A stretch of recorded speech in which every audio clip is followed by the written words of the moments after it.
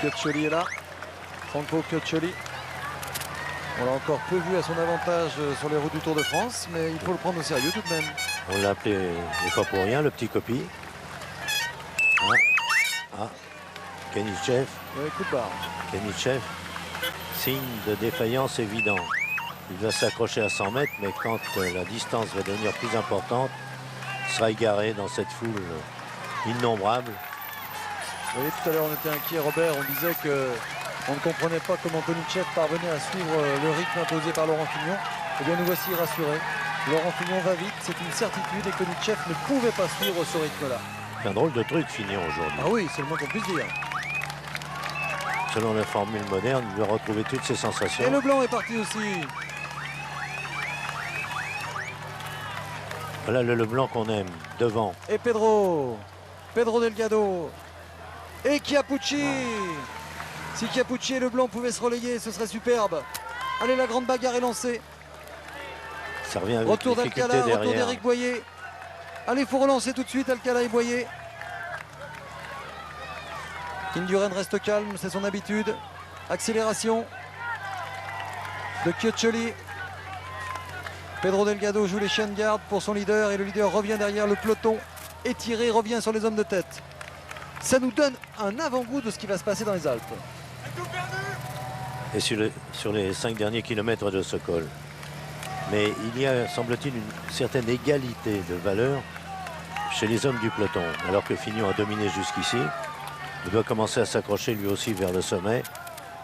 Des changements de rythme obligatoires sur des pentes à degrés très différents.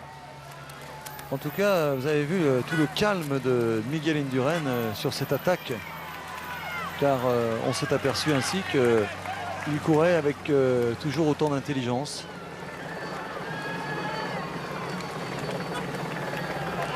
Donc la position de la course, 2 hommes en tête, Fignon et Gonzalez. Konichev a été lâché. Alex Zoulé, lui, est intercalé.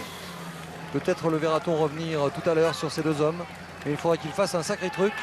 Parce que Laurent Fignon va diablement vite sans la moindre collaboration de Gonzalez. Et Jean-Paul, je ne sais pas si vous pouvez vous porter à la hauteur du directeur sportif de Gonzalez. Patrick, oui. pas facile. Néanmoins, j'ai un dernier écart, 1,50 et 2,05 pour le peloton. Donc si vous pouvez vous porter à la hauteur de Juan Fernandez ou de Jesus Suarez Cuevas, directeur sportif de l'équipe classe, on aimerait comprendre pourquoi Gonzalez, qui a tout à gagner là en jouant la victoire d'étape et en collaborant même nettement en dessous avec Laurent Fignon, ne prend pas le moindre relais. D'autant qu'on voit mal dans la composition de l'équipe classe avec Gonzalez devant qu'il pourrait bien protéger. Aucun Etchavé a abandonné au début de ce Tour de France. Il y a Lianis Barutia, mais Lianis Barutia, il est tout de même 10e du classement général à 6 minutes. Et je ne pense pas que ce soit véritablement le jeu ici de faire la course d'équipe pour Lianis Barutia, qui n'est pas un vainqueur potentiel du Tour. Enfin, on trouve toujours une raison de ne pas rouler de toute façon. Hein. Oui, Patrick. Oui. Oui, d'autant que cette équipe classe a perdu aujourd'hui un nouvel élément en la personne de Roberto Sierra ce matin. Ah oui. À l'arrière, vous savez, ce peloton accélère par à-coup, vous le soulignez. À l'arrière, eh bien, de vrais grimpeurs en font les frais. Thierry Claverola notamment, Non. victime d'une énorme défaillance Oh, à c'est l'arrière. étonnant. Ça, c'est une drôle de surprise. J'avais joué dans les 3 premiers. Vainqueur à Morzine hier. La Fignon un peu plus lourd maintenant. Et il se bat selon son habitude lorsque ça va bien. Tonis, à son tour, fait son numéro. Espèce de grand oiseau au-dessus du peloton. Gertian Tonis qui porta le maillot de meilleur grimpeur du Tour, vous en souvenez? Alors c'est le style Pascal Lino, Indurain. Exactement. On n'aperçoit jamais chez eux la moindre trace d'effort. Visage impassible. On va vous remontrer une image qui nous a choqué il y a quelques instants. C'est un spectateur qui a poussé Laurent Fignon, enfin qui lui a plutôt tapé dans le dos. Vous voyez monsieur, là, ce que vous allez faire là. C'est un petit peu plus loin. Voilà. Ça c'est très très bête monsieur. Vous êtes un imbécile monsieur. Et il ne faut surtout pas faire ça. Vous qui serez dans les Alpes des milliers, des millions à venir encourager les coureurs. Eh bien si vous avez fait du vélo un jour dans votre vie, amusez-vous à vous faire taper comme ça sur le bas du dos lorsque vous grimpez un col. Eh bien, même l'enthousiasme, il faut parfois savoir le réfréner. Ne faites jamais ça. Imaginez l'état du dos d'un coureur si 100, 150 spectateurs se sont amusés à leur taper dans le dos comme ça. Il y en a un qui n'aimait pas du tout ça, c'était Bernard Hinault. On l'a vu distribuer quelques droites sur les lignes d'arrivée lorsque les spectateurs s'approchaient trop près pour lui taper dans le dos. Imaginez si des centaines de mains s'abattent sur votre dos. Ça n'arrange pas tout à fait votre état après l'ascension d'un col. Donc soyez gentils, vous qui allez rendre visite autour, ne tapez pas sur les coureurs, ne tentez pas de les aider, vous les gênez. Et puis on le pardonne, celui qui vient de faire cette petite tape là, c'était son enthousiasme. Il a fait ça pour l'exemple. Hein. Oui, bien sûr, il ne s'est pas rendu compte. Effectivement, ça fait mal. Et pour peu que le coureur porte une banane dans la poche arrière, et pour peu que vos voisins, ça penser ce que ça donne. pour peu que vos copains de bureau vous reconnaissent à l'antenne en train de pousser comme ça, le lendemain ils vous traitent d'imbécile, c'est jamais bien agréable. Accélération encore maintenant de Fignon qui change de rythme avec une certaine facilité. Lorsqu'il le faut. Alors, je suis persuadé que Fignon et Gonzalez comptent au moins 2 minutes d'avance maintenant. On ne sait pas.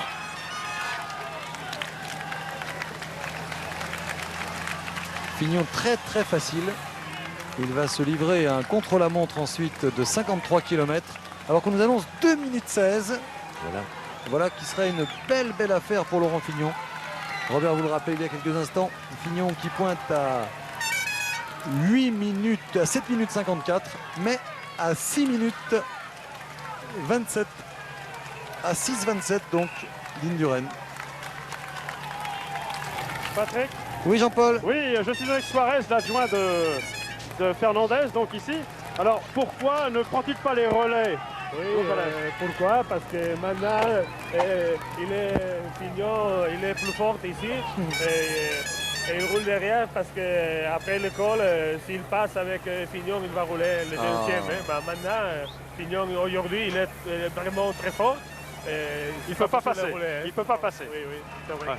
Merci Jean-Paul. Voilà, c'est Pour un intéressant. Espagnol, ne pas être bon grimpeur, c'est presque une tare. Oui, non mais c'est intéressant comme ça parce que nous on partait sur une fausse piste et finalement C'est vrai. si le directeur sportif adjoint dit vrai, eh bien on va avoir un garçon qui s'est accroché pour rester dans la roue de Laurent Fignon et qui ensuite va collaborer avec un esprit merveilleux dans la plaine. Oui, ça restera à prouver. Demain, on reste gratis. Non, Robert, il faut faire confiance. Non. Vous allez voir Gonzalez, le travail qu'il va faire dans la plaine. Il est beau. Travail Bertrand d'obstruction, Celis. mais ça permettra peut-être une fois tous les quarts d'heure à Fignon de respirer pendant 10 secondes. Profitez de cette image de Laurent Fignon. On est content de le retrouver comme ça en tête d'une étape du Tour de France. Ce n'est plus le même maillot, mais c'est toujours le même bonhomme. Et retrouvant avec la puissance, la force athlétique qui est la sienne, retrouvant son visage de romantique. Une interview de Jean-Paul Olivier a suffi pour pousser Gonzalez à revenir à la hauteur du vélo de Laurent. Il va peut-être même passer tout à l'heure. Quand Fignon mettra un maillot, une feuille de journal sous son maillot. Bien, il s'est pas retourné une fois, il n'a jamais demandé. Je me pose même la question, sait-il qu'il n'a plus qu'un coureur dans son sillage? Ce qui serait bien en revanche, c'est que Tonis puisse revenir sur lui. En tout cas, il faut noter que Fignon a lâché Vargas, Rondon, Konichev, Roccioli, les uns après les autres. Ils ont éclaté, ils ont explosé. Et Laurent relance encore. Il semble le connaître par cœur, ce grand ballon. Il a dû venir en repérage par ici parce qu'il n'hésite jamais avant de monter. Il en remet dès qu'il le peut. Et là, vous avez vu un petit coup d'œil sur la gauche pour voir comment son compagnon d'échappée avait résisté à cette accélération. Et encore une petite tape sur Laurent Fignon. Ne faites pas ça! Ne faites pas ça! Oui, pas tellement de discipline, ce qui nous surprend un peu dans la région.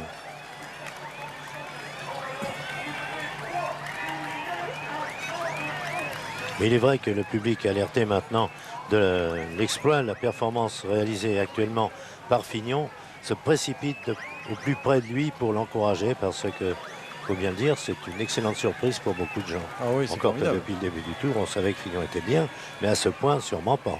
Comment en profiter pour souligner que Laurent est également bien dans sa tête. On le voit, il est épanoui, il est souriant. Il est drôle. Il collabore avec les médias avec presque, j'allais dire, du plaisir. Et on sait qu'il y a quelque temps, eh bien, il avait moins de facilité à mener cette vie-là. Patrick, Oui, écart 2-10 avec le peloton. 2-10 toujours, écart inchangé. c'est une bonne performance. Il analyse bien les choses maintenant. Il est souriant, vous l'avez dit. Et puis on le sait depuis longtemps, il a un très bon esprit, Fignon. Mais il avait oublié un peu la rigolade depuis quelques temps. Et voilà. Démarrage de Laurent Fignon et coup de bambou pour Gonzalez, qui est obligé de boire ici, de tenter de s'alimenter. Et Laurent Fignon étant un excellent descendeur, on se doute que s'il passe en tête avec quelques dizaines de mètres d'avance, ça peut suffire. Ensuite, ce serait un exploit qu'il faudrait réaliser, car je vous le répète, il y a 53 km avant l'arrivée à Mulhouse, entre le sommet du Grand Ballon et l'arrivée à Mulhouse. Et là, Laurent Fignon se lancerait dans une des grandes pages du Tour de France, car résister comme ça seul pendant plus de 60 km, ce serait un grand exploit. Mais Laurent aujourd'hui nous semble capable de réaliser quelque chose comme ça. Et c'est-il seulement qu'il a lâché Gonzalez, lequel, ça va de soi maintenant, aura du mal à l'épauler dans la plaine. On en était à peu près sûr. Hein. Oui, là, il va avoir du mal en effet. Mais pour l'instant, il est parti, Laurent Fignon. Il n'a plus aucune question à se poser. Et dans la plaine, ça va être au Banesto de rouler. Et ça va être encore des efforts qu'ils payeront un jour. Laurent Fignon porté par le public alsacien. Puisque nous sommes maintenant dans le Haut-Rhin, nous avons quitté les Vosges tout à l'heure. C'est une promenade aujourd'hui entre le Bas-Rhin, le Haut-Rhin et les Vosges.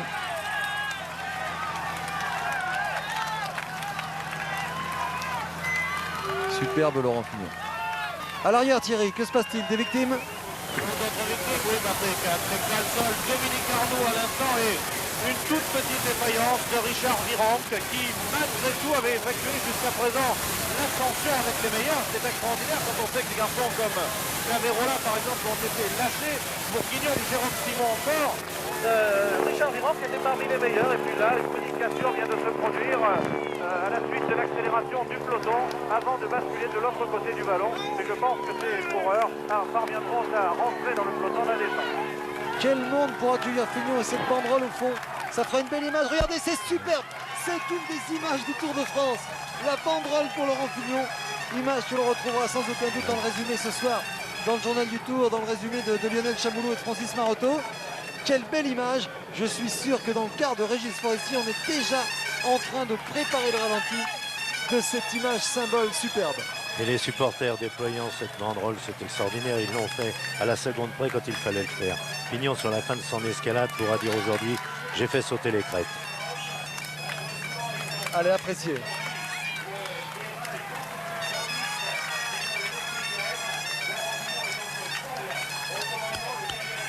C'est superbe. Laurent Fignon dans une haie d'honneur. Et il la mérite, il est allé la chercher à la pédale, comme on dit. Il pédale, il relance. C'est maintenant qu'il peut faire l'écart. Mais quelle difficulté dans la plaine ensuite. 53 km, c'est effrayant. Après 200 km de course, car n'oubliez pas qu'aujourd'hui, au programme, 249 km 500. Avec 6 ascensions. Mais les intérêts vont être différents dans la plaine. Après tout, Indurain n'a pas demandé à ses hommes de rouler sur Fignon. Ce serait peut-être une aventure qui laisserait des traces. Quant à Lino, garanti presque maintenant de conserver son maillot jaune, lui non plus n'a pas à intervenir. Alors ça reviendrait une fois de plus à un Lemon ou à un Chiappucci. Et Chiappucci, Roche, Fignon, Lemon, il y a une espèce d'admiration commune. Et puis ils appartiennent à la même société de ceux qui ont bien terminé le Tour de France, souvent vainqueurs.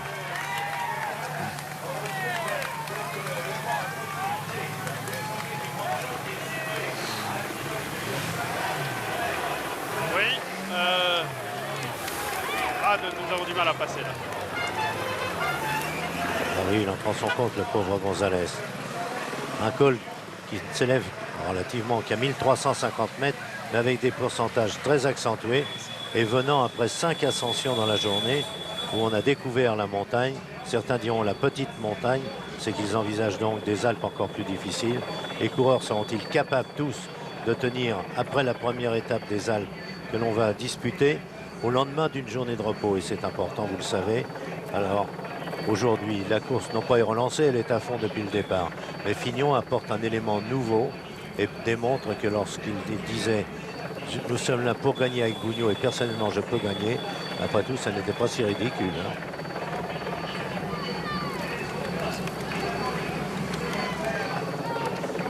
Le ciel s'assombrit un peu, mais c'est de la brume. Normalement, ça doit se dégager.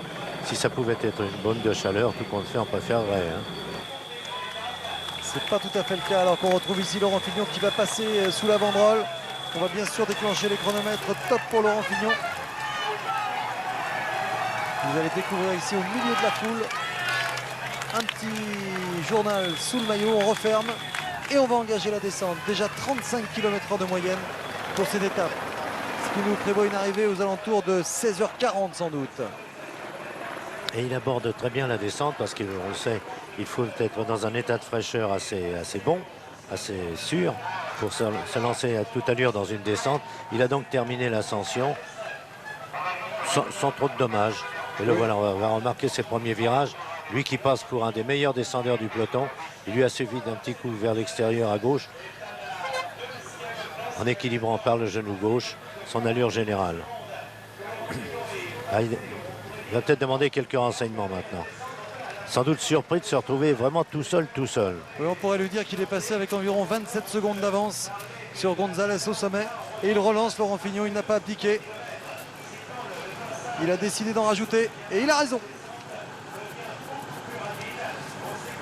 Voici 1 minute 08 déjà qu'il est passé au sommet.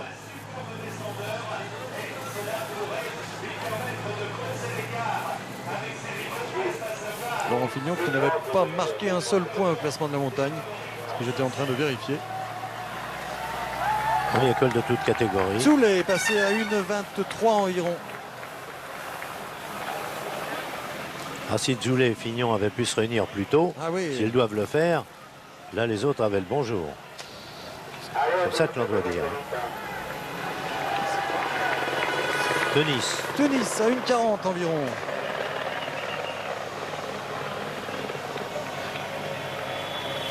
Ce sera sans doute 2 minutes pour le peloton.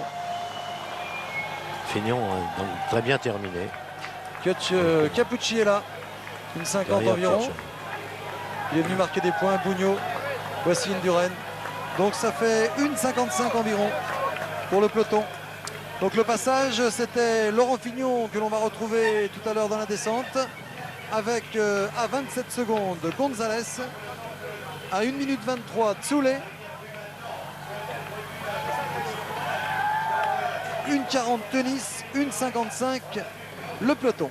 Là, le vent devient défavorable. Ça ne leur arrange pas. Patrick, Oui, Jean-Paul. Allure on de peut Fignon. donc dire que dans toute l'ascension du vallon d'Alsace, du grand ballon, eh bien, Laurent Fignon n'a rien perdu pratiquement. Sur le plat. C'est vrai que c'est une belle référence et qui prouve la forme de Laurent Fignon qui maintenant s'engage dans le plus difficile de sa journée. Car on sait que c'est difficile de monter, mais c'est difficile également.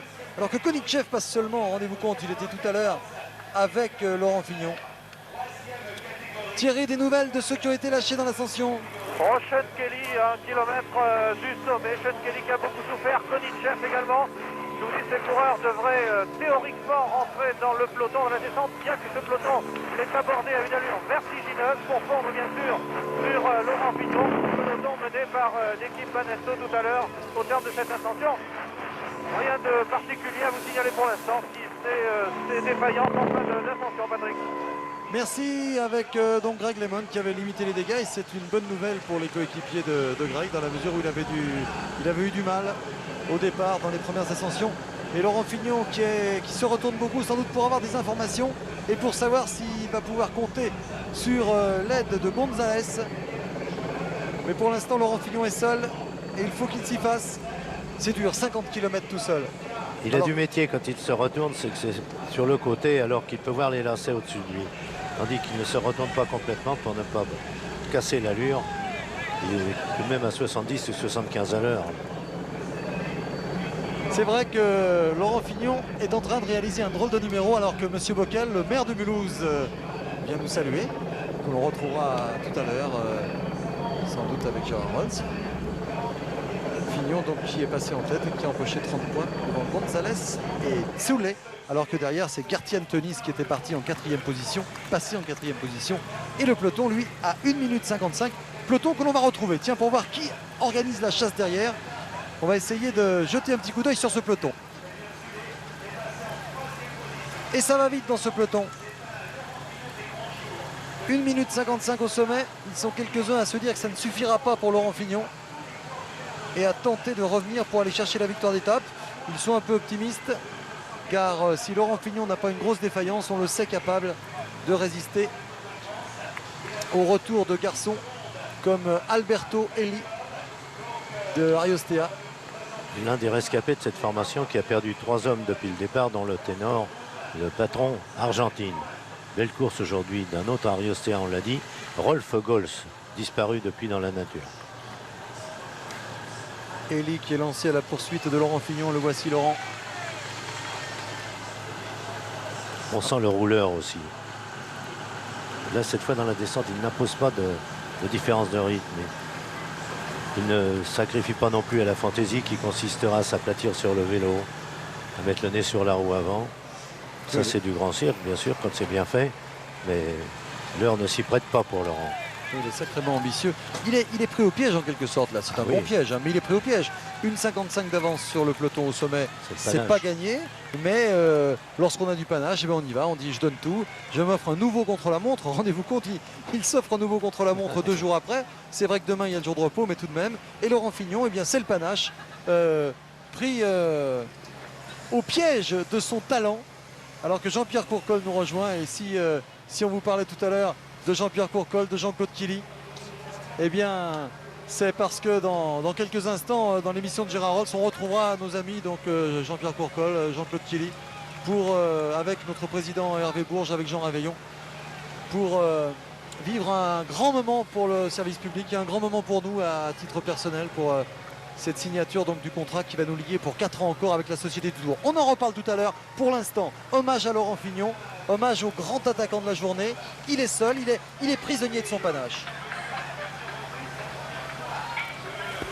Mais je crois qu'en lui-même, il est ravi, même si l'épreuve est dure.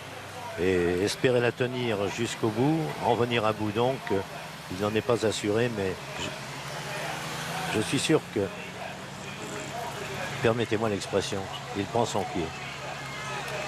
Mais elle est belle cette expression et elle a tout à fait sa Prend son raison quatre pieds, d'être si vous ici. voulez que ce soit plus approprié. Ce n'est pas un cliché pour du cyclisme, hein. C'est une expression qui prend ici toute sa dimension Patrick. parce que c'est vrai que Laurent ici doit jouir de cette situation. Thierry Blanco. Oui, Perini, Vargas, Conti et Kelly sont rentrés dans le peloton. Et image extraordinaire, c'est Pedro Delgado qui vient chercher les bidons pour l'équipe Banesto dans ce peloton et pour Miguel Indurain bien sûr.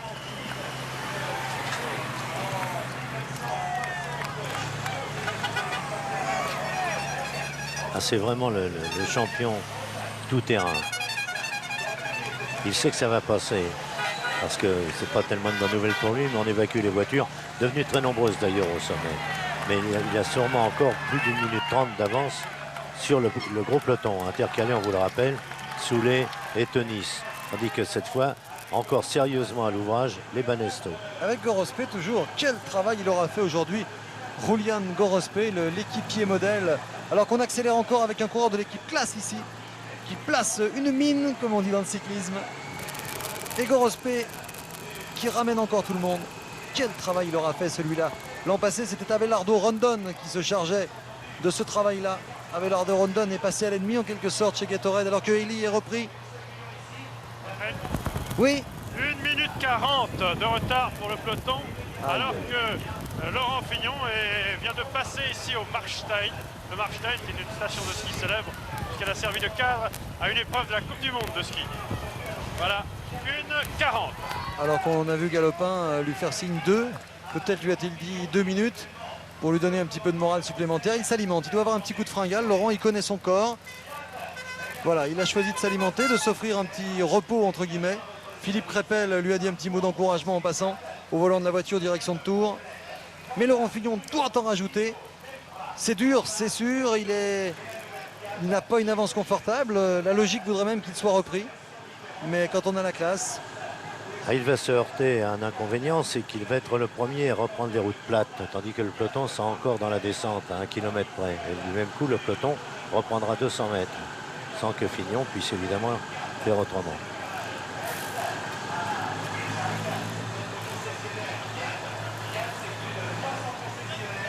toujours les Banesto à Regroupement des l'ouvrage. Banesto, oui. C'est Robert Millard là sur la gauche peut-être. On le Avec Gianni retrouve. Bugno. Ils sont beaucoup à appeler en renfort leur coéquipier. Bugno au meilleur poste d'observateur. Et si l'aventure Laurent Fignon était repris, eh bien ces images-là pourraient lui donner satisfaction tout de même et lui prouver que son travail n'était pas inutile. Parce que tout ce travail, on vous le répète, accompli par les Banesto de Miguel Indurain, eh bien il n'a lieu d'être que parce que devant il y a Laurent Fignon. Et ces efforts-là, ça marque. Et il est précédé d'une telle réputation, Fignon, que les hommes de Indurain ne pensaient surtout pas aujourd'hui à avoir à lutter contre Fignon dans des proportions aussi considérables. Ils s'attendaient à devoir rencontrer, ce qui était logique, Capucci, Bugno ou Lemon. Ben non, c'est Fignon. Alors à se demander sans doute pour eux, qu'est-ce qui va encore nous sortir? D'où? De qui? De Lino peut-être, pourquoi pas? Passant à l'attaque, dans ce tour, tout est permis. Et on voit tout. Et il relance bien Laurent Fignon. C'est un bon descendeur en plus, donc oui. plus il y aura de la descente, plus il sera avantagé. À la manière d'un pilote automobile, il va chercher l'intérieur du virage là. Alors qu'il y a une nouvelle accélération en tête du peloton. Ces accélérations qui feront peut-être l'affaire de Laurent Fignon. Les Amaya, ils vont aussi. C'est Morgaldai, vainqueur d'étape déjà dans ce Tour de France. Javier Morgaldai. On a pensé un instant qu'il pouvait s'agir de Laudeligno Cubigno. Mais c'est bien Morgaldai. Ah, il envoie, comme on dit. Il tourne les jambes. Patrick, Oui, Jean-Paul. écart réalisé dans un faux plat, donc juste avant la descente.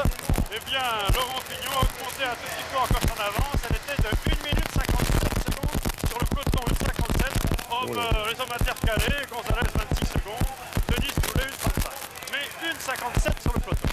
C'est vrai qu'il ne faut pas oublier les coureurs intercalés. Alors que vous avez eu en même temps que l'écart de Jean-Paul, un écart proposé par nos amis Hewlett Packard. Écart qui variait de 4 ou 5 secondes parce que fait à quelques centaines de mètres de différence bien entendu. Mais ces ordres de grandeur sont très précieux.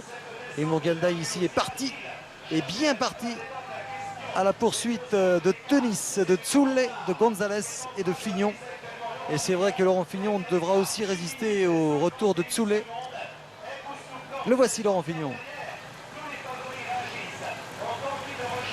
C'est assez rare de voir les 4 premiers opérer en individuel. Il n'y a pas eu de démarrage de 2 hommes en même temps.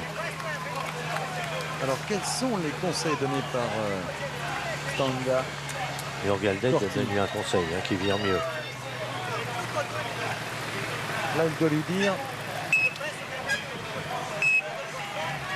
il y a un choix à faire ou bénéficier du concours de Gonzalez qui peut rentrer ou continuer cette chevauchée solitaire. Mais Laurent Fignon connaît une petite défaillance, je dis bien une petite, dû bien sûr à tous les efforts consentis dans la montée du grand ballon. Et là, il y a une petite reprise aussi en faux plat que le parcours qui nous est distribué n'indique pas du tout. C'est une relance, mais ensuite le parcours sera toujours assez favorable. C'est quand même la mauvaise surprise quand on croit en avoir terminé pour tout ce qui monte et d'avoir un faux plat de 2 km. Ça, c'est le fameux col de Jouplane ou de Jouverte qui ne termine jamais. On croit que c'est fini et il y en a encore. Morgaldai lancé à la poursuite de Tenis, Tsoule, Gonzalez et Laurent Fignon, puisque je vous rappelle la position de la course. Eh bien, en tête, Laurent Fignon, vous le voyez.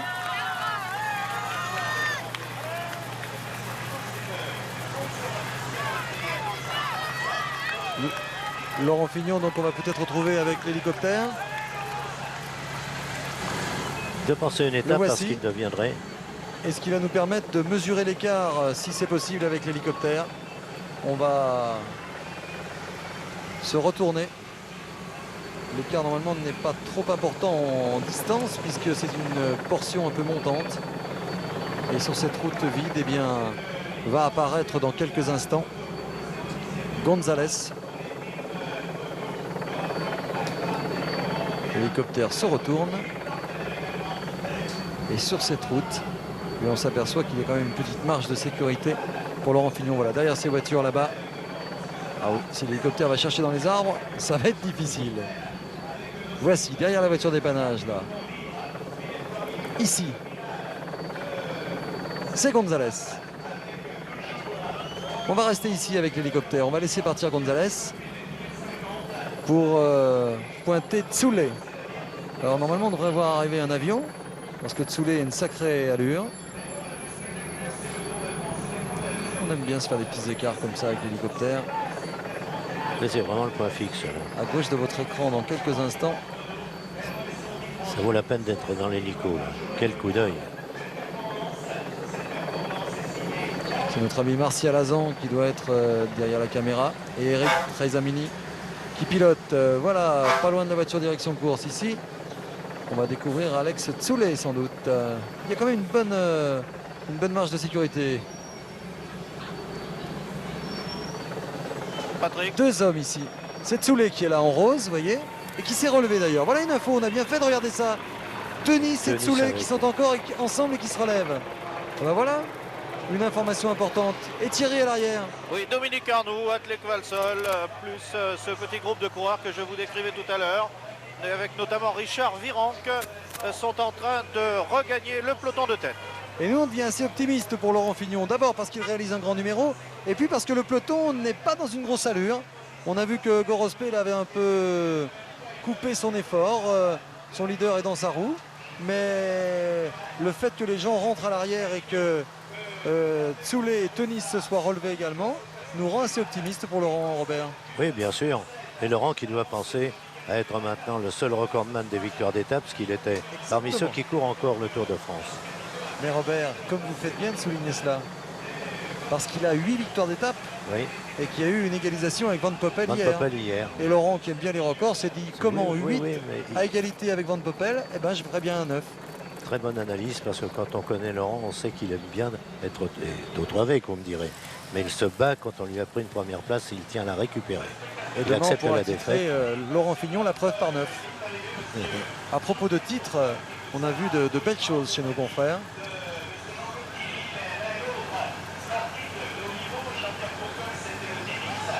Ils se sont régalés après la prise de pouvoir d'Indurain. On a aperçu aussi Pascal Lino tout à l'heure aux côtés d'Indurain. Il prend du culot, Pascal. Il n'hésite pas à aller montrer son maillot à Indurain lui-même. C'est presque un crime de lèse-majesté ou un défi. Tu vois ce maillot, donc tu ne l'auras pas ce soir. Encore qu'il ne soit pas si pressé de l'endosser, Indurain. Mais il est bon de se donner un moral comme celui de Pascal Lino. On le retrouve encore là. Ah oui, on l'a entendu tout à l'heure à la prise d'antenne lorsqu'il disait que c'était tout bénéfice, qu'il était cool maintenant. Il avait réussi à gagner le maillot alors que Tenis ici s'est relevé avec Zule, on vous l'a dit, et qu'on va voir le peloton. Voilà le peloton qui fond sur Tenis et sur Zule.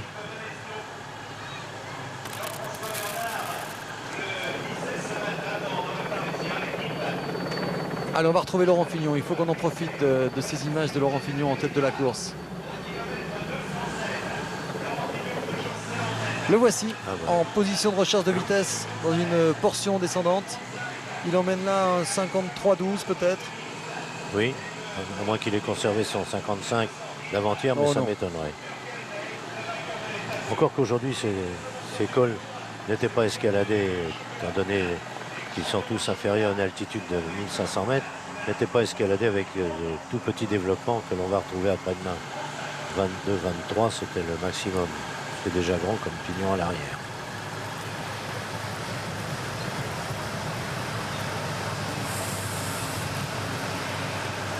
Rien à redire. Hein. On s'en lasse pas, oui. Quelle belle allure pour quelqu'un qui vient déjà de réaliser 225 km au moins. Les coudes Patrick, bien en place. La jambe qui tombe bien. Oui, oui, il y a 28 secondes entre Fignon et Gonzalez. 28. oui. Merci. Il y avait 27 tout à l'heure, 28 maintenant. Et toujours Gorospe avec Indurain dans sa roue. Et derrière Indurain, il est là, le maillot jaune de Lino. Grande révélation de ce Tour de France, Pascal Lino. On connaissait son talent. On attendait l'éclosion, elle est là.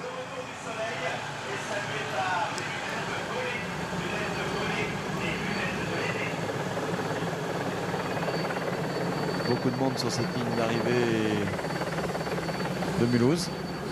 Des descentes très rapides de la part du peloton parce qu'on le voit aussi étirer, les hommes à 20 mètres les uns des autres. Ça va donner l'occasion, dès qu'ils vont aborder les premiers mètres de plaine, d'un sprint venu de l'arrière pour se ramasser, se retrouver à 100 ou 120 ensemble. Et il vaut mieux être en tête dans ces cas-là. Et Chiappucci le sait. Sans un coup de pédale, Claudio. Il a dû voir passer au même endroit Laurent Fignon tout à l'heure. Lui, ça n'est pas possible. Il a calqué sa position. En concours avec Gorospe, celui qui rentre le mieux dans le vent. Alors ceux qui ne font pas de vélo n'ont jamais peut-être eu ces sensations. Massimo Girotto, lui, les a. Ça paraît toujours facile de descendre. Et je ne crois pas qu'il est un exercice qui donne plus de souffrance dans le corps. Lorsqu'on s'est fait mal dans une ascension, la descente est parfois le moment le plus difficile. Si on ne veut pas perdre de temps et continuer à attaquer, tous les muscles souffrent dans la descente.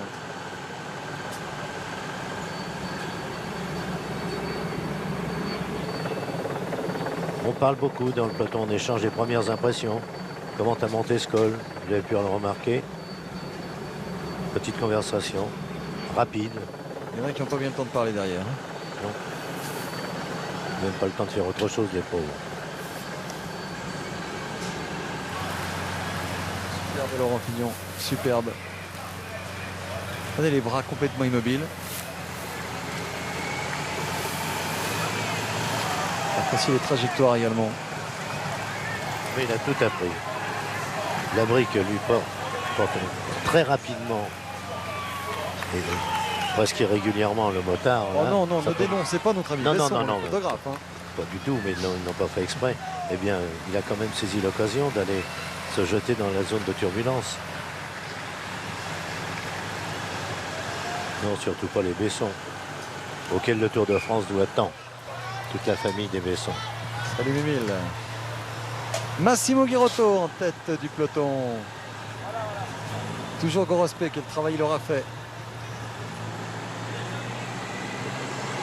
Soulet qui s'impose comme un futur favori peut-être du Tour de France. Il se comporte en chef. Je suis né pour un homme de 22 ans.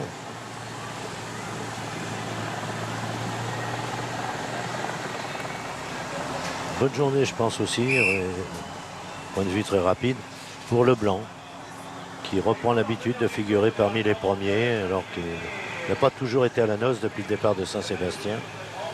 Mais on l'a revu en tête dans la descente et puis vers les sommets.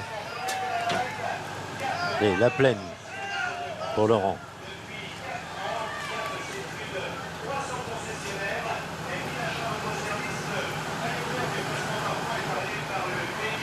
Il faut savoir aller au-delà de soi, il faut savoir souffrir.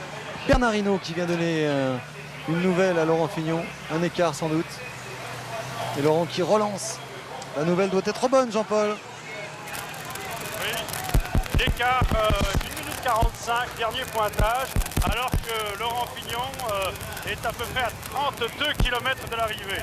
Il se trouve exactement entre Lintal et Lottenbach. Merci. En effet, 31 km de l'arrivée pour Laurent Fignon, que ça va être long. Mais il n'a plus hésité maintenant. Ah non, il est, comme on disait tout à l'heure, prisonnier de son panache. Et ce serait une formidable victoire pour Laurent Fignon. En d'autres cas, quand un coureur est rejoint, on dit de lui qu'il était victime de son propre démarrage.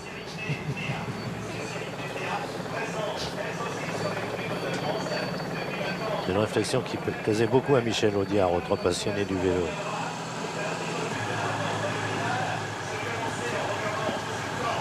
Alors on va essayer de comprendre un peu mieux la stratégie des Once qui sont venus en renfort naturel, semble-t-il, des Banesto.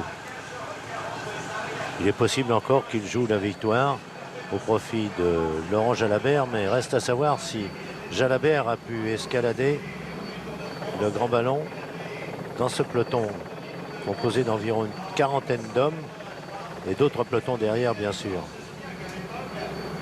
Et Jean-Paul, il y a assez longtemps, je crois que Laurent Fignon n'a pas remporté de victoire. Je crois qu'il faut revenir au Critérium international de la route en 90 pour penser aux grandes victoires. Et puis la dernière victoire d'étape, ça devait être en 89. Quand il avait terminé deuxième du tour. Vous vous en souvenez? Les 8 petites secondes.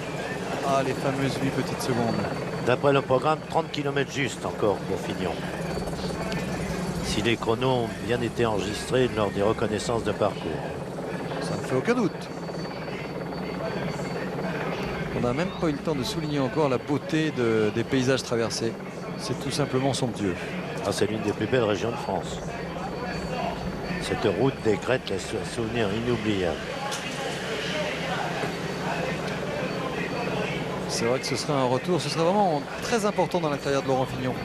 D'abord vis-à-vis de son nouveau sponsor, Robert, parce que c'est vrai qu'il a manqué son Tour d'Italie. Oui, oui, je vous confirme l'information que vous énonciez tout à l'heure. Laurent Jalabert fait bel et bien partie de ce peloton. alors normal l'attitude des Hansé pour l'instant. Rien Parce à qu'il y a le redire. maillot vert, il n'y a pas que la victoire pour Jalabert. Il y a le maillot vert à reprendre et à conserver si possible. Alors pour une 3e ou 4e place, Jalabert a toutes ses chances. J'imagine que les sprinters du genre Van Poppel, peut-être même aussi Museeuw, ne sont pas aussi bien placés que Jalabert dans la course. Thierry, des nouvelles de Museeuw? Gianni Bugno était tout à l'heure au milieu de ce peloton. Non, des nouvelles de Museeuw, le maillot vert. Ah, du maillot vert, pardonnez-moi Patrick, je vous avais mal compris. Le maillot vert est de loin derrière, je vous l'ai énoncé tout à l'heure. Alors c'est bien pour Mais c'est bien Jalabert. pour Jalabert. Il faisait partie tout à l'heure du groupe détaché avec Charlie Motet, donc Johan Museeuw est loin derrière. Chapat et Chen sont mauvaise langue avec l'attitude de Hansé tout à l'heure. C'était tout simplement pour lâcher Museeuw pour le maillot vert. Et c'est vrai en plus, c'est évident. Mais quand Zuele est parti tout seul, on pouvait avoir un doute. Hein. Attention aux leçons trop hâtives.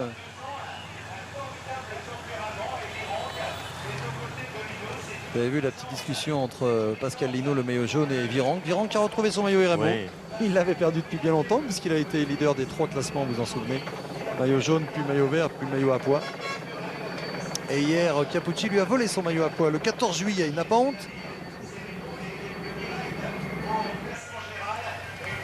C'est bon là ce qui se passe pour Laurent Fignon. C'est très bon même ce qui se passe avec Amstel, Danois avec est Roche. superbe. Oh là là, ça va pas vite là. Oui, Capucci et Roche n'ont pas l'air gênés du tout. Ils n'ont pas l'intention de se manifester pour participer à la poursuite. Indurain laisse même des trous Vent du vent. maintenant. Ah ça c'est bien ce qui se passe. Gorospe continue. Quel travail il aura fait celui-là. C'est l'équipier du jour sans aucun doute. Les 2 grands héros de la journée seront Laurent Fignon et de l'autre côté celui qui fait un match avec Laurent Fignon, Julian Gorospe. Mais on a vu que Roche, que Lemond, que Lino avaient presque un petit sourire en coin. Ils se disaient tiens, ce sont les Banesto qui bossent et ça nous fait pas de mal. Et le blanc est également dans ce bon coup. Oh là là, ça c'est important pour Fignon. L'écart va augmenter, on vous l'annonce Jean-Paul. Regardez la différence oui. d'allure. Une quinzaine de secondes. Ah oui, ça va le faire plus. Plus. Et nouveau pointage en cours. Nous sommes à 28 km de l'arrivée. Ah mais on va avoir un écart beaucoup plus important là. Si le peloton ne réagit pas. On va regarder le peloton si vous le voulez bien Régis. Parce que c'est important ce qui se passe actuellement. Avec la Moto 2, il faut voir si les Banesto réagissent vite. Parce que s'ils laissent faire et Tsoulet qui roule pour distancer Museeuw derrière. Ah, il y a toujours des alliés de circonstance dans une course, mais c'est légitime. Hein. Jalabert, il est en train de gagner le maillot vert. Là. Oui, il le sait tellement bien qu'il est même prêt à participer. Tout au moins pour montrer qu'il est de bonne foi, et de bonne compagnie aussi. Il passera le relais sans doute. En train de sortir le règlement de la course pour les bonifications aux arrivées. Les équipiers d'Indurain doivent se féliciter que les Hansé soient amenés maintenant à penser au sprint de Jalabert. Pendant ce temps-là, ils ont moins de travail à accomplir. Et Zuele, lui, s'en donne à cœur joie. C'est vraiment l'homme qui aime la course au train. Alors cette étape est considérée comme une étape de moyenne montagne Eh bien, contrairement aux étapes plates qui offrent 35 points au vainqueur, celle-ci offre 25 points au vainqueur. Mais si, par exemple, Jalabert terminait 5e de l'étape, il s'offrirait tout de même 16 points, ce qui lui suffirait pour reprendre le maillot vert à l'ami Mousseau. Et je sors mon classement du maillot vert, vous voyez, pour vous dire qu'il y a 4 points d'écart seulement entre Mouzeux et Jalabert. Près de 2 minutes d'avance pour Fignon donc sur le peloton. Toujours intercalé Gonzalez. Et c'est tout. Amour Gendai. On l'a pas revu. Lui. Regardez, il relance encore Laurent Fignon. Ah oui, il lui en reste. Ah oui, il doit être absolument encore aux alentours des 2 minutes. 1,59 dit Daniel Manjas, le speaker de la ligne d'arrivée. Et le public de Mulhouse applaudit. Quel triomphe il s'apprête à faire, Laurent, à environ 27-28 km de l'arrivée. Patrick, Oui, Un beau faux. confirmation de ce que je vous disais il y a un instant, pointage au kilomètre 27 à 57 secondes Gonzalez et à 2 minutes tout rond le peloton, 2 minutes. merci. Alors qu'on nous rappelle que 4 points ont été attribués à Mouzeux tout à l'heure. On va noter ça sur nos tablettes. 4 points, ce qui veut dire que Mouzeux a 8 points d'avance pour le maillot vert sur Jalabert. Alors on va ressortir notre petit règlement. Ne vous inquiétez pas Robert. Non, non, mais afin de savoir quelle place doit Eh occuper. oui, bah c'est ce qu'on va essayer de calculer mon cher Robert. Oh oui, mais 8 c'est points, très précieux. 1, 2, 3, 4, 5, 6, 7, 8, 9, 10, 11, 12. Il faut qu'il finisse avant la 12e place. C'est largement dans ses cordes maintenant. Tout ce qui peut se passer dans un sprint. Quels génies ont eu des hommes comme Jacques Godet, comme Félix Lévitan et ensuite comme tous leurs successeurs, que ce soit Xavier Louis, puis bien sûr notre équipe phare aujourd'hui avec Jean-Pierre Caranzo et Jean-Marie Leblanc, toute la direction sportive du Tour, que de créer ces classements qui animent vraiment la course, car Jalabert a tout intérêt là à rouler et à faire rouler le Hansé pour ça, uniquement pour ça, pour aller chercher ce maillot vert, très prestigieux on le sait. Prestigieux et rentable, car une rente accompagne chaque jour les porteurs de maillots. Leblanc.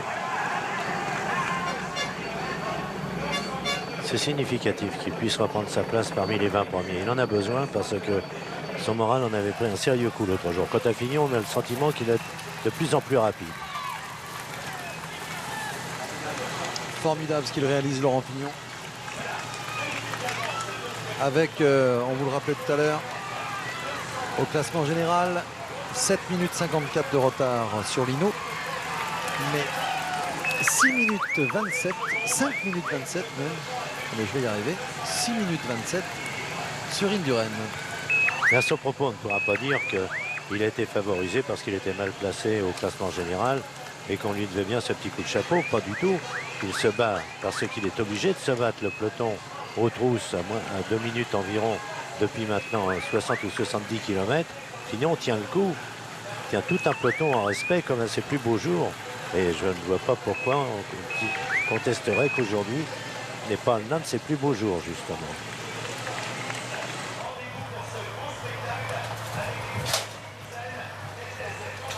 Un sprinter manquera de toute façon à l'arrivée, c'est bon, tant pis, victime d'une chute tout à l'heure. Au début de l'épreuve, maillot, culotte déchirée, quelques petites éraflures, mais il est reparti quand même et il sera là, n'ayez pas peur, dans les Alpes pour aider ses compagnons. Dans la plaine, bien sûr, parce que pour l'école, c'est autre chose en ce qui le concerne.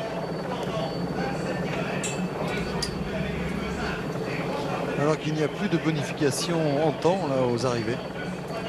Parce que nous avons dépassé la 10e étape, si je ne m'abuse. On ne peut pas faire quelque chose pour demander aux organisateurs de les rétablir? Écoutez, ça me semble un petit peu tard. Et il y avait des sprints surprises aussi à un moment. C'est aujourd'hui, je crois, la 11e étape. Oui.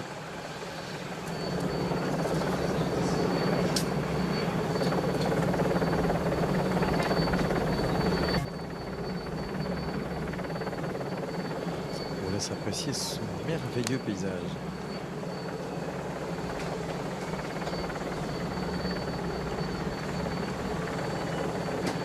Avec l'équipe Once au service de Jalabert pour le maillot vert. Pour rappel les données du problème, Jalabert reprendrait le maillot vert s'il franchit la ligne d'arrivée avant la 12e place. Tandis que Fignon, lui, compte 6 minutes 27 de retard au classement général sur Miguel Indurain et qu'il va réaliser une belle opération. Car maintenant, Robert, son succès ne devrait plus faire de doute, même si le peloton va diablement vite. Dire qu'ils n'ont pas le temps de regarder. C'est admirable.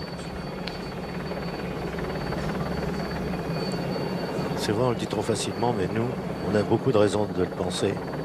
La France est belle. C'est vrai qu'on a la chance d'en voir les tours et les détours. Et qu'une journée comme aujourd'hui, la promenade se suffit à elle-même.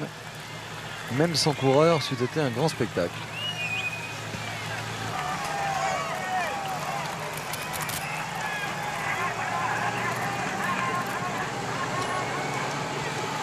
Impossible qu'il craque. Impossible. Éventuellement être rejoint par le peloton, mais lui aura maintenu l'allure jusqu'au bout. Vous voyez, hier, je vous signalais à 50 km de l'arrivée qu'il serait là avant 1 heure 3 minutes pour l'arrivée à Strasbourg. Ben, effectivement, 1 heure 2 minutes plus tard, ils étaient là. L'allure ne faiblit jamais. Et rouler à 50 seulement, ça signifie qu'on va être bientôt lâché par le peloton. La tête n'étant autorisée qu'à ceux qui sont capables sur le plat de maintenir un bon 60 à l'heure à une dizaine ou une vingtaine prenant les relais. Ah, les temps changent.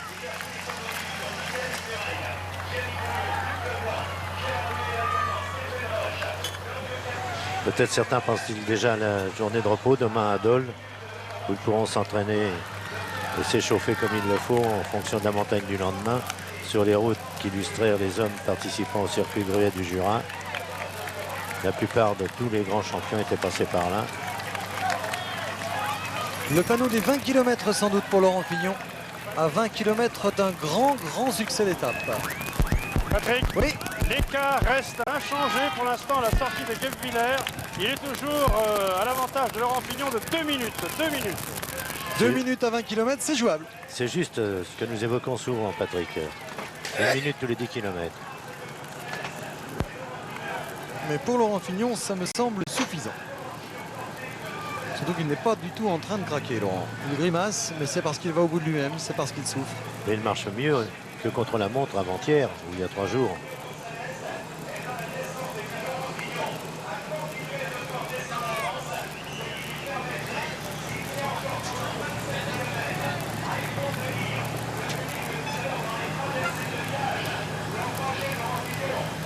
Et le vent, quoique moins fort que ces jours derniers, est encore une fois défavorable sur la fin de course. Thierry Blanco. Oui, je suis aux côtés de Gianluigi Stanga.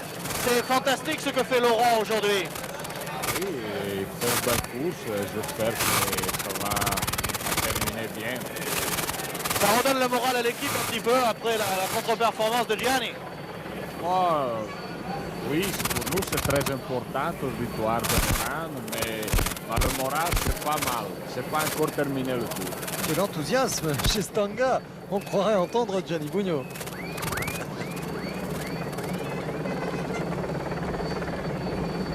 Ils n'ont pas ouvert le champagne dans la voiture, Thierry. Hein? Non, pas encore. Non. non, pas encore, mais effectivement, alors que Laurent Fignon conserve ses 2 minutes d'avance, on a perçu tout à l'heure, en queue de ce peloton, un petit peu protégé, Gianni Bugno, tranquille, dans le rythme de ce peloton qui a quelque peu ralenti tout à l'heure dans la traversée de Guebwiller. Et oui, ce peloton qui a une chance, enfin en tout cas c'est Bugno qui a cette chance, c'est de pouvoir s'offrir, alors que 1 minute 56 déjà que Fignon est passé sous ce panneau, nous avons déclenché notre chronomètre, l'écart est supérieur à 2 minutes, il est de 2 minutes 02. On a les mêmes montres. Hein. Pas Marche tout bien à la fait, vôtre mais aussi. elle nous donne les mêmes indications. Léon c'est toujours aux commandes, avec un Indurain vigilant, parce que il cherche surtout pour le moment à éviter la chute, et c'est toujours possible à l'arrière. Alors sa présence devant est bienvenue, puis ça oblige aussi ses coéquipiers à rester à ses côtés.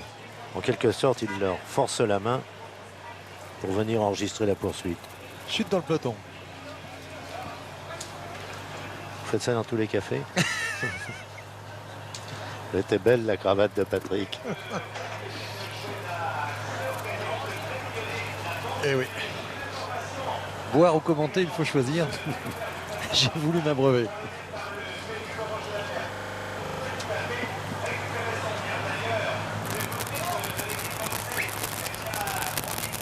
Patrick, Oui, autre écart encore, réalisé à l'instant, 1:30 donc pour l'homme intercalé et toujours 2 minutes pile pour le peloton. merci de cette information. C'est vrai que on ne se fait plus aucune illusion pour Gonzalez qui va être repris sans doute par le peloton. Alors que Laurent Fignon lui préserve merveilleusement son avance. C'est Et bien, il continue Laurent. c'est bien saisi quand même Gonzalez, parce que tout à l'heure il était en piteux état à 1 kilomètre du sommet du Grand Ballon, au moment où Fignon s'est débarrassé de lui. Et depuis, il fait une bonne descente, alors qu'il n'est pas un très grand descendeur, une bonne descente, et il s'est maintenu. Mais il ne va pas être récompensé, je le crains, de ses efforts. Qu'est-ce qu'il relance bien Laurent Fignon. Regardez le sens de la trajectoire qu'il a. Il a le braquet dans les jambes, dans les reins. C'est la puissance aussi, Laurent. On dirait un félin quand on le voit comme ça, mais quand la jambe tombe, c'est impressionnant. Eh ben, dites-moi, c'est un sacré tour pour les Français tout de même. Hein. On a dit et répété combien ils avaient été brillants depuis le début de ce Tour de France. On va en profiter pour faire un petit point. Et vous avez peut-être déjà oublié tout ce qui s'est passé. Rappelez-vous, Miguel Indurain avait remporté le prologue. Le lendemain, c'est Dominique Arnoux, le Français, qui l'avait emporté. Et le surlendemain, c'est Richard Virenque qui avait pris le maillot. Un peu plus tard, c'était Pascal Lino. Puis on avait assisté encore au succès de Laurent Jalabert du côté de Bruxelles, de Gilles de Lyon à Valkenburg. Grand tour pour les Français. De Lyon, on ne l'a pas vu aujourd'hui, mais normal. En revanche, après-demain, presque dans sa région, il sera l'un des hommes à suivre de très près. Si l'on peut. Ah, ils ont de la chance, les Banesto, que Museo ne soit pas là et que les Once aient intérêt à faire rouler comme ça. Hein. Alors qu'on va déclencher à nouveau nos chronomètres. Que Laurent Fignon s'allège un peu plus encore, regardez. Tout ça, c'était inutile. Patrick, Oui, rien ne bouge, toujours 2 minutes dernier écart. et nous venons de déclencher notre chronomètre au kilomètre 15. On va sans doute confirmer vos informations, Jean-Paul. Ah, il emmène gros, Laurent Fignon, là. Il emmène grand. Quel beau doublé s'il conserve ces 2 minutes à l'arrivée, parce que ça lui permet un joli bon classement général, mais la victoire d'étape. Ah, vous parlez de bon classement général. Eh bien, pourquoi pas regarder ce que ça permettrait à Laurent Fignon de réaliser. Occuper la 9e place. De 7,54. 2 minutes, il serait 10e. Il faudrait 2 minutes 02 pour dépasser le Danois qui est à 5,52. Mais de toute façon, le plus important aujourd'hui reste la victoire d'étape.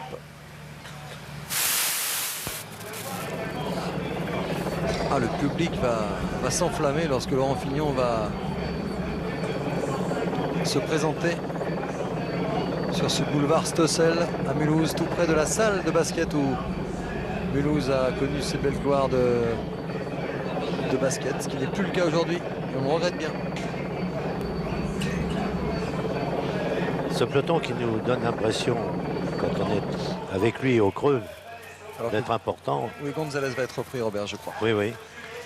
Vue d'avion, il en est autre chose. Il y a au moins une centaine, entendez bien, une centaine de coureurs à l'arrière. Sur 177 qui ont pris le départ ce matin. Ce sera intéressant d'ailleurs de bien noter l'identité des coureurs distancés. Alors que il y a 1 minute 42 maintenant que Laurent Fignon est passé aux 15 km. Gonzalez est repris et l'écart va être un tout petit peu inférieur aux 2 minutes. Ce qui reste tout de même très encourageant pour Laurent Fignon. Top 1 minute 55. Un autre chronomètre. 1 minute 55. Voilà. Eh bien écoutez, ça s'annonce très très bien pour Laurent Fignon. Ça nous réjouit, une victoire française le jour où, vous disiez tout à l'heure, le président Bourges avec Jean Réveillon, avec Gilles Cosanet vont nous rejoindre pour signer le fameux contrat qui nous lie pour 4 ans encore avec la Société du Tour de France. Jean-Claude Killy, Jean-Pierre Courcode, Jean-Pierre Carenzo, Jean-Marie Leblanc seront avec nous tout à l'heure avec Gérard Holtz pour fêter ce très très beau moment ô combien important pour notre chaîne et pour le service public.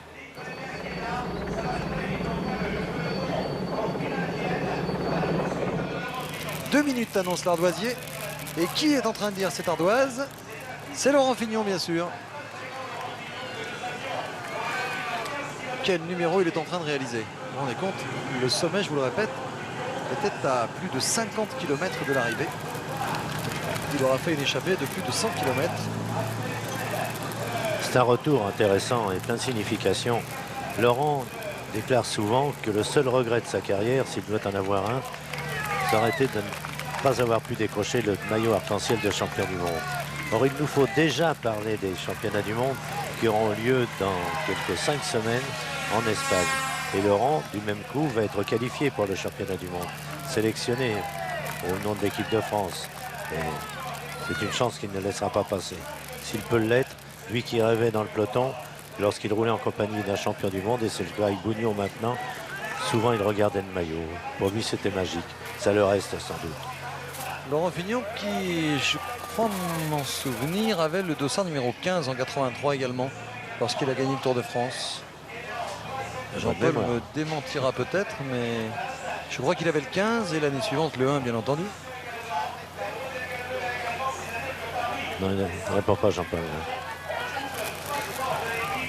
Capucci, Lino, Le Danois Rué, Eric Boyer, Roland Alcala, Atle Glasvold. Pas beaucoup de second plan hein, dans la liste que vous venez d'énumérer. Eric Boyer n'est pas loin non plus. Au fond là-bas, du côté de Gianni Bugno avec Greg LeMond.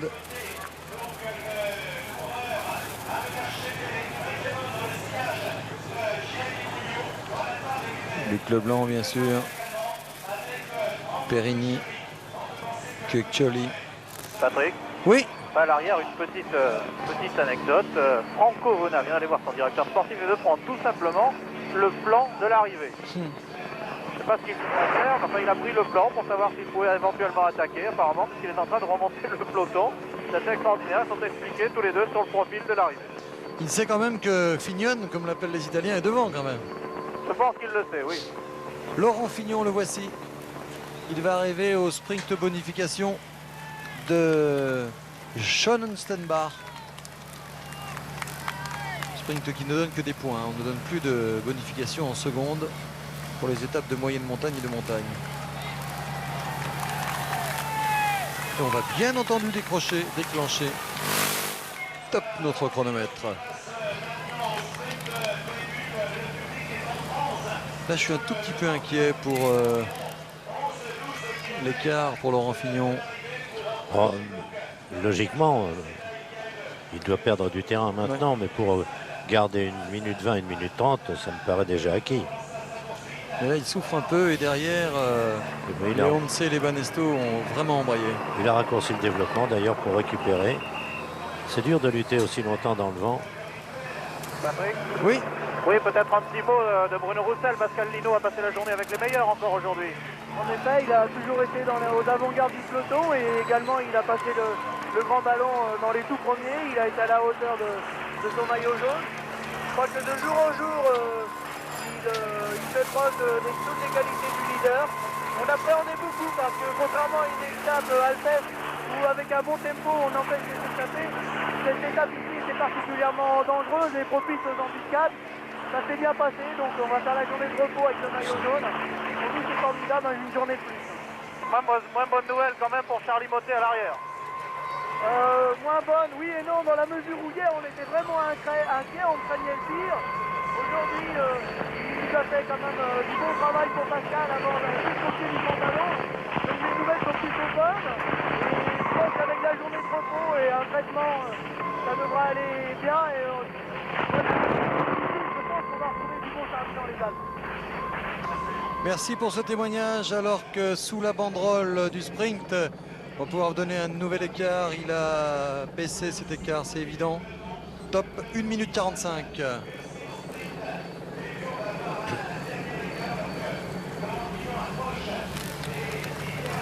Enfin, on n'est pas inquiet pour Laurent pour la victoire d'étape. Léger ralentissement du peloton. Léger. Léger, comme vous dites. Et Lino, il a eu raison, Thierry Blanco, de nous proposer l'interview de Roussel, parce que Lino est en train de réaliser un drôle de truc encore aujourd'hui.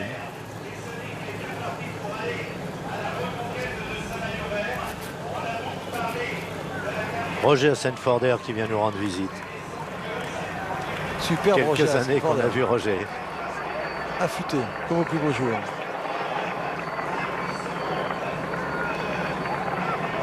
Allez, on va retrouver Laurent Fignon. Il faut en profiter, il faut apprécier ces images de Laurent Fignon en tête d'une étape du Tour de France. Bon, il gardera une minute d'avance, alors que derrière dans le peloton il y a des accélérations. C'est Leblanc qui a placé une première accélération pour ouvrir la porte à son équipier, Arnoux sans doute. Vous avez vu Leblanc? Oui, oui. Leblanc est venu ouvrir la porte à Arnoux qui voulait partir en contre. Voilà ce que c'est la course d'équipe. Non, mais Leblanc a un autre comportement aujourd'hui. Il C'est est très mieux. bon signe. Oui, il est mieux. Ça va sans doute rentrer sur Arnoux. Enfin, Leblanc est venu prouver qu'il était capable d'accélérer et d'ouvrir la porte à un équipier. Luc Leblanc, dont on souligne l'excellent état d'esprit. On fait partie de ceux qui n'ont pas aimé du tout la polémique qui s'est installée après le championnat de France. Luc Leblanc a gagné le championnat parce qu'il était le plus fort. On comprend tout à fait la déception de... Regardez la course d'équipe des Castos, c'est superbe ce qu'ils sont en train de faire tous là. Le Danois à son Maintenant tour. c'est le Danois qui est parti. Ah, en 3 mouvements. Première attaque de Leblanc, contrée dans un premier temps par Arnoux, puis par le Danois. C'est bien fait tout ça. Oui, on disait qu'il n'est pas question de donner tort ou raison à Ruet ou Arnoux, ou Leblanc, que dis-je. On pense plutôt que dans cette affaire, les deux avaient raison, mais que ça ne vaut vraiment pas le coup de les monter l'un contre l'autre. Oui, Écart de 1,40. Eh oui. 1,40. Ça fera largement les 1,30, c'est bien. C'est bien. Peut-être la deuxième et troisième place sont-elles aussi déjà acquises, mais Léon C, en voulant trop bien faire, que peut-il faire maintenant? et le Danois qui se relève malheureusement, mais c'était un bon coup à jouer avec Jalabert là.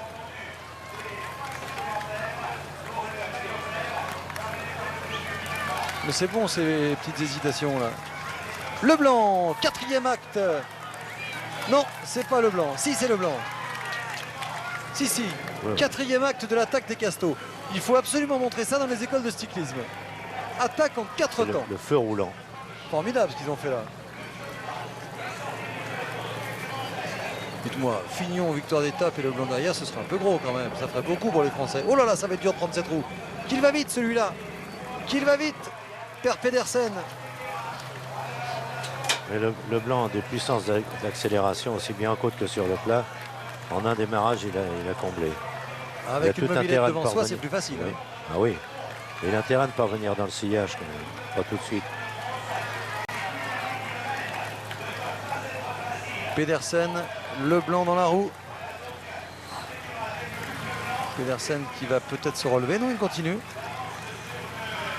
Oh, qu'il a l'air d'aller vite. Que c'est dur pour Leblanc. Allez, il faut prendre le relais, Luc, si vous estimez que ça peut aller au bout. Non. Et si. Il est passé un peu plus mollement pour permettre peut-être à Pedersen de se replacer facilement. Et ainsi organiser pour les toutes dernières minutes de la course. Oh là. On nous annonce La une dernière. 24.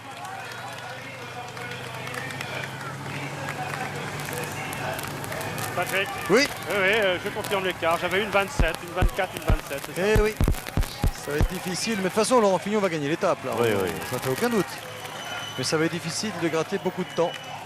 Et Laurent va être parmi les coureurs qui apprécieront le plus.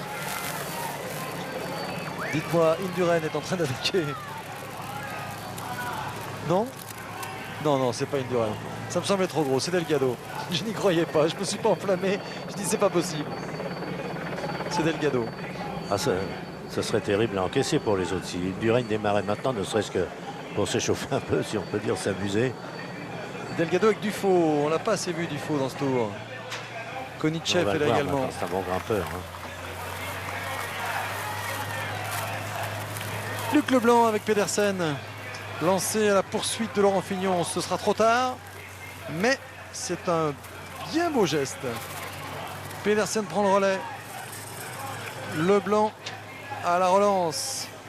Avec le résultat du sprint peut-être. Ce serait élégant d'ailleurs. Premier Fignon, le champion d'une génération. Leblanc, son successeur. Jalabert a marqué 4 points. Ça c'est important ces 4 Oui. points, dites-moi. Et après, il a annulé ce qu'il avait perdu ce matin, puisque Museau avait marqué 4 points. Il faut que je refasse complètement les calculs là pour savoir à quelle place il faut qu'il arrive. Dépêchez-vous, ils arrivent. Oui. Non, il suffit qu'il soit dans les 14 premiers maintenant. Ils sont dans les 13 premiers. Quand même ressortir le classement pour pas dire de bêtises, le règlement. Alors moyenne montagne, 4 points, donc il est à 4 5 points. km encore. Là, ça devient à l'arraché pour de plus en plus pour Laurent. Et il a tant donné quand il fallait le faire. Faut qu'il Maintenant, termine 16e au pire. Maintenant, il faut préserver l'acquis. Jalabert doit terminer dans les 16 premiers pour prendre le maillot vert. Et Laurent Fignon qui relance. Quelle belle étape avec Laurent Fignon qui va l'emporter sans aucun doute. Et derrière avec la moto numéro 2, le point sur la course. Laurent Fignon en tête. Derrière c'est Pedersen avec Luc Leblanc, le champion de France avec un tout petit jour de retard. Le 15 juillet, le champion de France dans la roue de Pedersen. Et derrière sa bagarre encore avec Pedro Delgado. Leurs chances sont limitées. Leblanc-Pedersen restant constamment en point de mire d'un peloton, ne parvenant pas à augmenter leur avantage, limité à 50 mètres pour l'instant. Et le public est en train de s'enflammer là, parce que à ce public on lui annonce que Laurent Fignon a encore 1 minute 30 d'avance. Ça veut dire que il va gagner. Delgado et un autre sont sortis du peloton. Oui, oui, on Oui, les oui. a vus tout à l'heure. D'accord.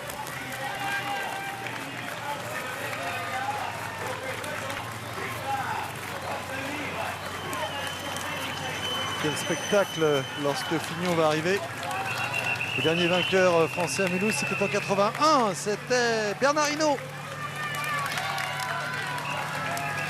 Oui, c'est encore un grand moment ce jour-là. Ouais.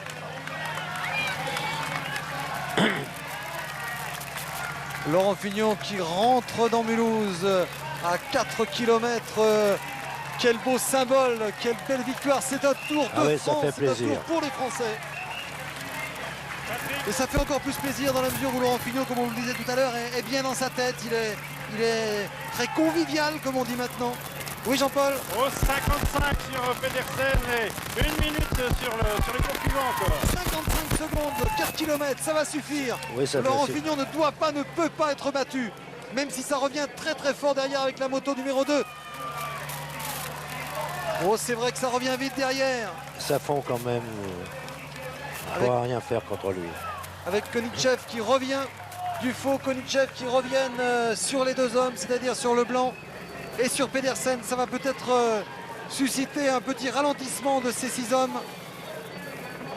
On n'ose pas envisager un coup de barre terrible pour Laurent Fignon qui le priverait donc d'une victoire d'étape qu'on lui promet.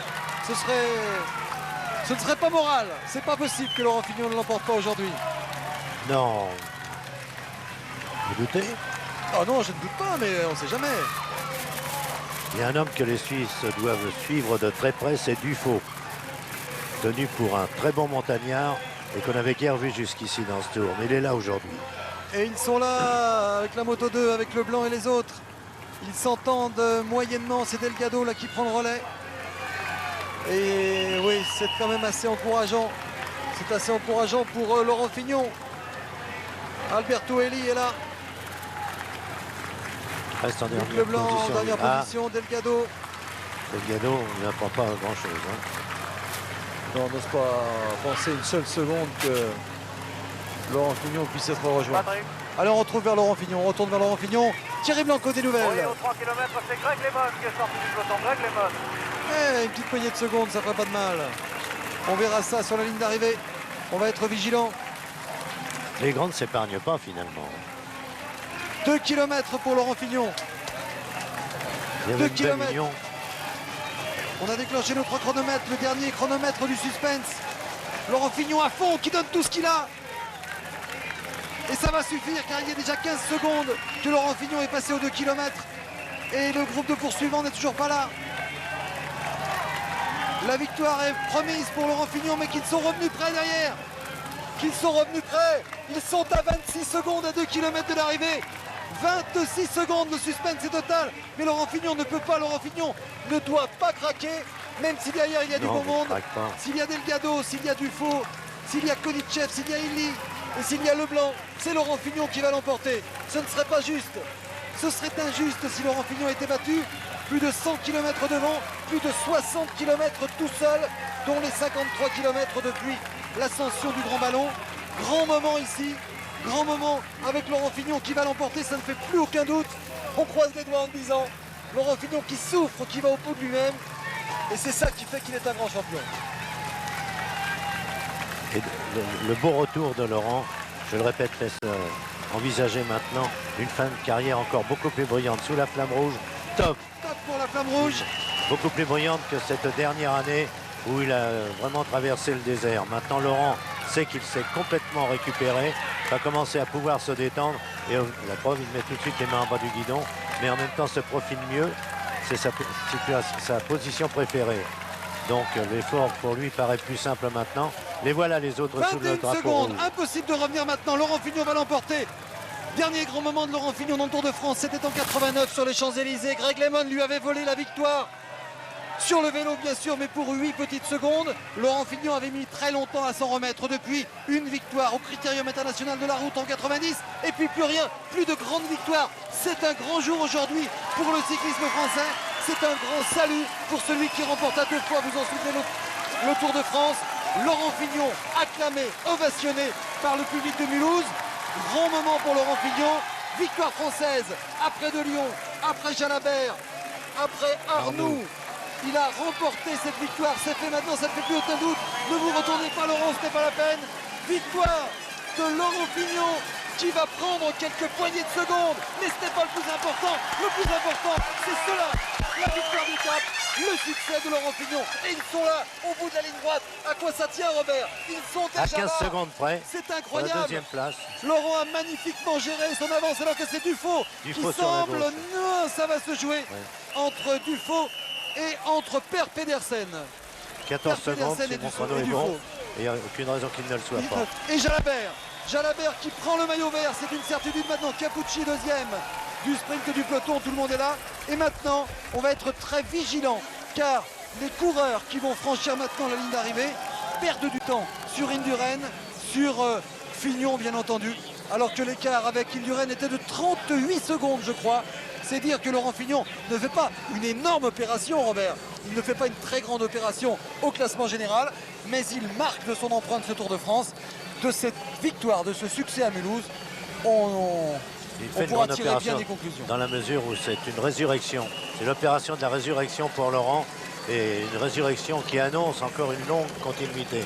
Zoulet. Tandis que Zoulet franchit Ouais. seulement la ligne, donc il a été Il a travaillé pour décramponné Jalabert. par le peloton, mais il a fait un tel travail dans la préparation, comme vous le dites, du sprint en fonction de Jalabert, que tout le monde il est content là-dedans. Et Laurent n'a peut-être jamais montré un visage aussi heureux. C'est beau un homme heureux, Robert. C'est beau cette image de Laurent Fignon qui, c'est vrai, n'a peut-être jamais été aussi expressif dans un succès. Alors que le chronomètre continue de tourner, il y a 1 minute 30 que Laurent Fignon a franchi la ligne. Et bien, on va compter maintenant les battus. On disait tout à l'heure Charlie Mottet. Mais une certitude également, c'est la victoire de Jalabert dans le sprint du peloton qui va permettre aux Français de prendre le maillot vert. Pour le 14 juillet, Jalabert avait perdu le maillot. Et bien, cette fois-ci, il va s'offrir, alors que derrière, ils étaient donc 1, 2, 3, 4, 5, 6. Il va s'offrir donc une 8e place d'étape qui lui permet de reprendre le maillot vert à Johan Museux. Le match risque d'être superbe dans la montagne. Et cette nouvelle ligne ajoutée au palmarès de Laurent Fignon doit nous rappeler qu'il a déjà, vous le soulignez tout à l'heure, remporté 2 Tours de France, un Tour d'Italie, qu'il a été champion de France, 2 fois la Flèche Wallonne, 2 fois Milan-San Remo. D'autres grandes courses un peu partout, Laurent. Pour la 2e place, Dufaux. on avait vu Dufaux, hein, oui, c'est ça. Dufaux devant Pedersen. Oui, le palmarès de Laurent, l'un des plus beaux de l'histoire du cyclisme, et qu'il relance alors qu'il se plaignait il y a un an d'avoir déjà 31 ans, donc limité dans ses espoirs de revanche, multiples revanches à prendre sur à la fois lui-même, sur tout le monde.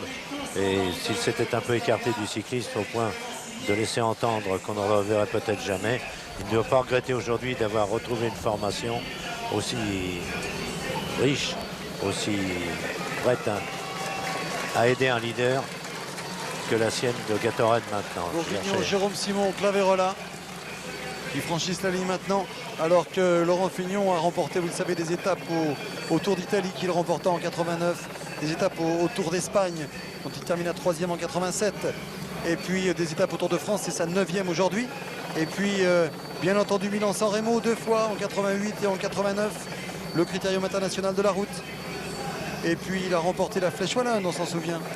Rempli des nations. Oui, et puis des étapes autour de Romandie, au Dauphiné libéré. Alors qu'on va retrouver Pascal Lino, le maillot jaune. Victoire au Grand Prix des Nations, 2e place également. Et puis le Tour de Lande. Et il fut champion de France en 84. Alors que là, le micro de Jean-Paul nous renvoie le podium. Donc il ne doit pas être loin du podium, Jean-Paul. Pas de client pour Jean-Paul Olivier. Oui, j'ai Laurent Jalabert ici à mes côtés. Alors Laurent, vous reprenez ce maillot vert. Vous aviez senti que Mouzeou était un peu juste, comme on dit dans les milieux aujourd'hui? Non, justement, j'ai trouvé qu'il marchait très bien parce que normalement, il passait pas bien les bosses.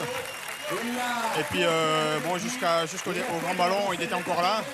Et puis là, bon, je savais qu'il fallait essayer le bon coup, quoi. Bon, mes équipiers ont roulé parce qu'il y avait Konichev aussi devant qui était un petit peu dangereux pour le maillot vert. Si on lui laissait prendre des points au fil des jours. Et puis bon, dans le grand ballon, j'ai réussi à accrocher les meilleurs. Et puis Mouzeou n'a pas pu accrocher, donc ça, c'était à mon avantage. Voilà, merci Laurent. Il a bien fait de citer Konichev parce que après la course qu'il a réalisée devant nous, Konichev a trouvé le moyen d'oublier la lourde défaillance qu'il a accueillie par la suite et venir se prendre la 5e place ici. Attendons-nous peut-être dans les jours à venir à une victoire de Konichev. Et oui, alors qu'on retrouve Laurent Fignon sur le podium, aux côtés de Jean-Pierre Caranzo, de Hassan Forder. Oh, tu es content, Laurent. Oui, Jean-Paul, n'hésitez pas à aller retrouver Laurent tout à l'heure. Hein. Oui, tout à fait, mais je voulais demander à Pascal Lino ce qu'il pense de cette victoire de Laurent Fignon. Laurent, aujourd'hui, a fait quand même un beau numéro parce que pour résister tout seul, les 40 derniers kilomètres qui étaient quand même relativement roulants, mais assez dur après toutes les ascensions qu'on a fait toute la journée, surtout que derrière l'équipe d'Adesto ne chômait pas. Il a fait un super numéro aujourd'hui. Bravo. Enfin vous, alors en ce qui vous concerne, vous avez l'air tout à fait frais là. C'est une étape sans histoire pour vous finalement. Tout a été bien contrôlé, tout a été bien géré. Ouais, aujourd'hui ça allait. J'avais de bonnes jambes et bon, la course s'est déroulée dans de bonnes conditions. Bon, les gars de l'équipe ont encore fait un gros boulot jusqu'au dernier col et bon, après c'était à moi de suivre les meilleurs en haut et c'était joué. Merci Jean-Paul, il faut trouver Laurent Fignon. Tout à fait. Heureux Laurent Fignon alors que Jalabert est en train de revêtir le maillot vert. Et c'est un beau match entre Mouzeou et Laurent Jalabert qui durera sans aucun doute jusqu'à Paris. Il est content Laurent Jalabert après une étape pourtant aussi Patrick. difficile. Oui. Alors je suis avec Laurent Fignon. Alors Laurent, une étape comme aujourd'hui, comment cela se gère? Est-ce que vous avez pensé aujourd'hui réaliser un grand numéro déjà au départ ou ce sont les circonstances qui vous l'ont permis? Bon, c'est les deux. Comme demain c'est une journée de repos, il n'y avait pas de problème pour vraiment se donner à fond, pour s'épuiser. On a le temps de récupérer demain et donc je m'étais dit s'il y a un coup à tenter, je le ferai même si c'est à 100 km de l'arrivée. C'est ce qui s'est passé. J'ai demandé à Rondon de partir pour faire un relais devant. Et puis lorsque j'ai vu que ça roulait pas très bien derrière, j'étais un peu embêté. Puis je suis sorti quand même dans une petite côte. Et puis après, j'ai roulé à fond. Alors, il y a eu ce ballon d'Alsace. Vous n'avez pas eu peur à un certain moment? J'ai tout fait à fond et puis je me suis dit on verra bien. Si je me fais rattraper, tant pis. Mais bon, étant tout seul, je pensais bien que ça temporiserait un petit peu derrière. Mais c'était juste, c'était très dur. Les 10 derniers kilomètres, c'était très dur. Alors vous avez retrouvé un peu tous ces réflexes, mais peut-être n'aviez-vous rien perdu après ce Tour d'Italie. C'était la santé retrouvée au départ du Tour. Oui, j'étais pas si moche que ça, sauf que il manquait peut-être un peu de détermination, un petit peu de forme aussi évidemment. Là, je sais que depuis le Tour, je marche bien, même si je me suis fait rattraper au contre-la-montre par Indurain. Je sais que je marche bien et puis aujourd'hui, je me sentais vraiment très très bien. Je dis je tente quelque chose, donc puis on verra. Merci Laurent Fignon, très déterminé, très heureux. On met une sérénité, une joie très sereine. Déjà reposé, calmé surtout. C'est important chez lui. Alors demain, Robert, c'est une journée de repos qu'on va s'offrir avec beaucoup de plaisir, alors que des coureurs franchissent encore la ligne d'arrivée. Et j'allais dire, ce n'est qu'un début, il y en aura d'autres. Vous restez avec nous, car dans quelques instants, moment important. D'abord, tous les héros de cette journée seront présents, bien sûr, dans Vélo Club, autour de Gérard Rolls, avec Bernard Thévenet, bien sûr. Et puis, nous allons vivre un moment qui nous est cher, on vous le disait tout à l'heure. Le président Bourges, Jean-Claude Killy et Jean-Pierre Courcol, avec Jean Réveillon, avec Gilles Cosanet, avec toute l'équipe qui a façonné cet accord qui est né entre la Société du Tour de France et le service public, va couronner cet accord par une signature officielle. Alors vous restez avec nous, partagez avec nous notre passion sur les routes du Tour, partagez aussi notre plaisir de savoir que pendant 4 ans encore, au minimum, nous serons avec vous. Merci de nous être fidèles, vous restez, c'est Vélo Club dans quelques secondes, et ce soir à 19h30, c'est quoi? C'est le journal du Tour. Non, je suis un peu troublé là parce que demain, je m'aperçois que nous ne serons pas ensemble, vous vous rendez compte? Alors que Laurent Fignon, lui, va savourer ce jour de repos. Eh bien, demain, on va vous abandonner. Allez, vous ne nous en voulez pas trop. Mais demain, on va vous laisser tomber une journée. Mais on se retrouvera dès après-demain pour la fabuleuse épopée des Alpes. On ira du côté de Saint-Gervais-Mont-Blanc, puis de Sestrières, puis de l'Alpe d'Huez. Quel beau programme. Allez, à après-demain, mais restez avec nous pour Vélo Club. Bonsoir. Bonsoir, merci.